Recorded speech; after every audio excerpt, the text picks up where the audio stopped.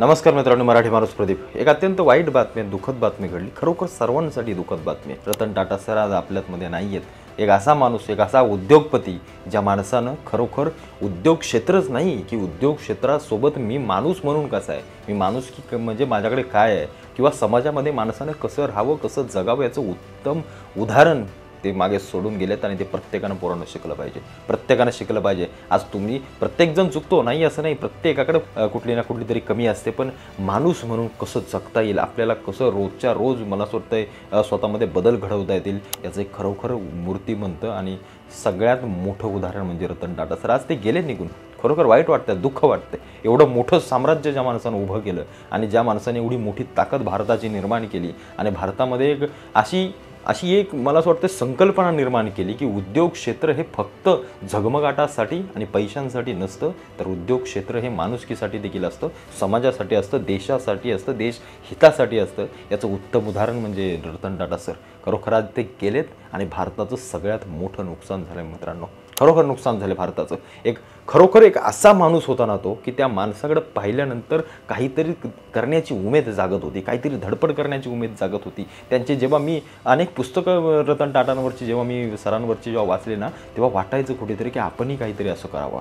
पण एक लक्षात घ्या मित्रांनो, त्याच्या मागं लागते ती मेहनत, त्याच्या मागं लागते ती मोठी इच्छाशक्ती आणि त्याच्या मागं असावी लागते ती मला असं वाटतं एक म्हणजे मोठं एक साम्राज्य उभं करणं म्हणजे सोपी गोष्ट नाही आहे. रतन टाटा साहेबांनी तुम्ही जेवणात घालणाऱ्या मिठांपासून ते अगदी लक्झरी करोडोंच्या गाड्यांपर्यंतचं जे हे काही सगळं साम्राज्य त्यांनी उभं केलं ना, त्याला सलाम आहे माझा. आणि ज्या प्रकारे ही झीज झाली ती आपण भरून काढू शकत नाही. पण त्यांचा एक विचार मला आवडला, त्या माणसाचा एक समाजासाठी असणारा विचार, म्हणजे तो सांगतोच मी तुम्हाला. पण हेच रतन टाटा सर कंपनीच्या दारात किंवा त्यांच्या ताज हॉटेलच्या दारात आलेल्या कुत्र्याला देखील तितक्या मायेनं हात फिरवतात.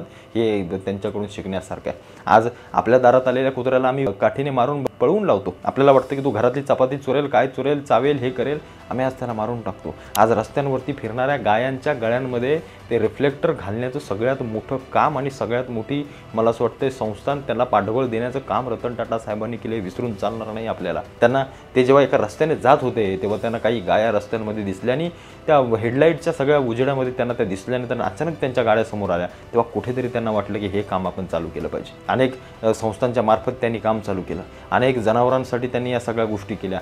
कुठे ना कुठेतरी उद्योग करत असताना फक्त चांगली मोठी अंबानी, आज मी काही म्हणत नाही अंबानी वाईट आहेत, पण अंबानीसारख्या अगदी करोडोंची बिल्डिंग, करोडोंच्या लग्न, सगळा थाट दाखवत फिरणं, हे असेल त्यांचे पैसे आहेत, त्याच्याबद्दल काही माझं दुमत नाही आहे.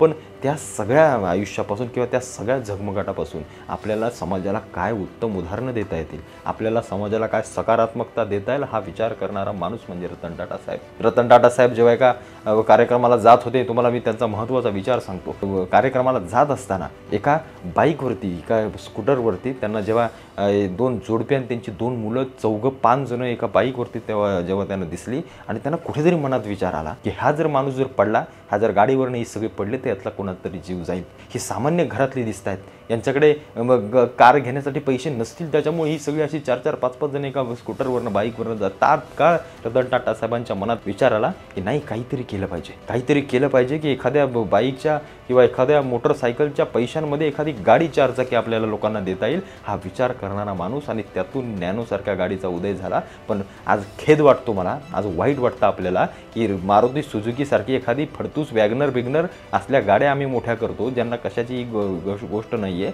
पण रतन टाटा साहेबांनी काढलेल्या गरिबांसाठी किंवा अशा गरजू लोकांसाठी नॅनोची आम्ही खिल्ली उडवतो, आम्ही अशा विचारांची खिल्ली उडवतो.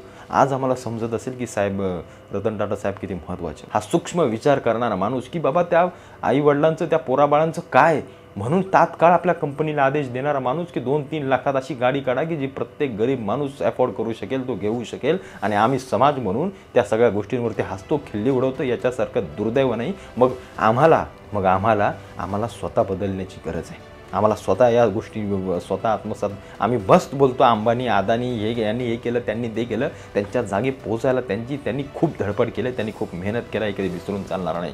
आणि अशा लोकांचे विचार आणि अशा लोकांची आम्ही खिल्ली उडवत असू ना, ज्यावेळेला त्या ज्ञानोजी खिल्ली उडवली, खरोखर आज कळतं की एखाद्या सामान्याच्या चेहऱ्यावर सुद्धा हसू होतं, एक समाधान होतं. आणि रतन टाटा साहेबांनी हा केलेला विचार तो काय कुठल्या प्रॉफिटसाठी आणि त्यांच्या नफ्यासाठी केला नव्हता, तो जनतेसाठी केला होता. आणि हा विचार नेहमी आपल्या सर्वांसोबत राहील. असा विचार करणारा हा मोठा महामानव, खरोखर इतकं मोठं व्यक्तिमत्व आज देशाच्या सगळ्या गोष्टीतून निघून जाते. अत्यंत दुःख होतं, अत्यंत.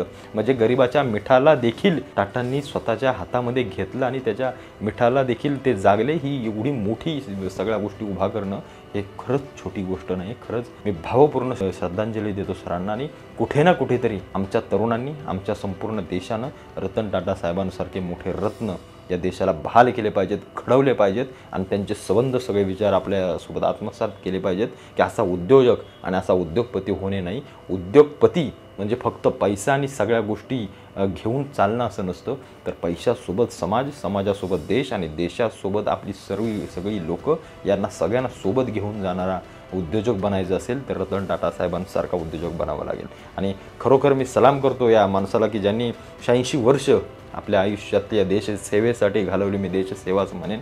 त्या रतन टाटा साहेबांना माझा त्रिवार मानाचा मुजरा, भावपूर्ण श्रद्धांजली. ही झालेली झीज आपण नक्कीच भरू नाही शकत, पण असेच रतन टाटा साहेब आपण उभे करण्यासाठी प्रत्येकानं समोर यावं, पुढे यावं आणि असेच रतन टाटा साहेब आपल्या देशामध्ये कानाकोपऱ्यामध्ये उभे राहावं, ही जी ईश्वरचरणी प्रार्थना करतो.